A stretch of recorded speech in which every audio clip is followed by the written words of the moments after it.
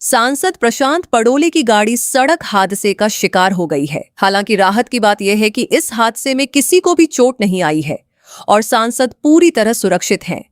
जानकारी के मुताबिक सांसद प्रशांत पडोले दिल्ली में चल रहे संसद सत्र में शामिल होने के लिए भंडारा से नागपुर एयरपोर्ट जा रहे थे।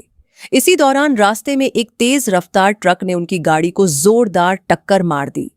टक्कर इतनी जबरदस्त थी कि गाड़ी का अगला हिस्सा पूरी तरह क्षतिग्रस्त हो गया। हालांकि गाड़ी में मौजूद सभी लोग सुरक्षित बताए जा रहे हैं। बताया जा रहा है कि जिस सड़क पर यह हादसा हुआ वहां पहले भी कई दुर्घटनाएं हो चुकी हैं।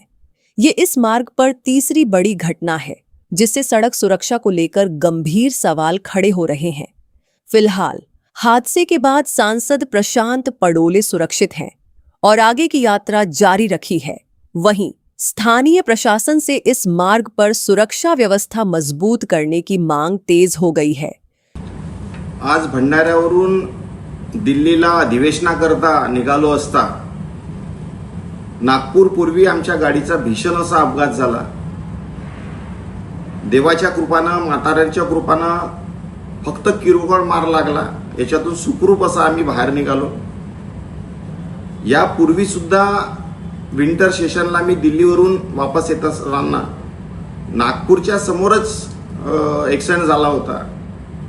मनात एक विचार येतोय की हे घातपात तर नाही ना। 4 दिवसापूर्वी सर्किट हाऊसला बसलो असता, तिथं सुद्धा भीषण अशी आग लागली। अर्धा मिनिटात मी त्या रूमच्या बाहेर नसतो निघलो तर काही घटना घडू शकली असती। आम्ही जनतेचे प्रश्न वारंवार मांडत असतो।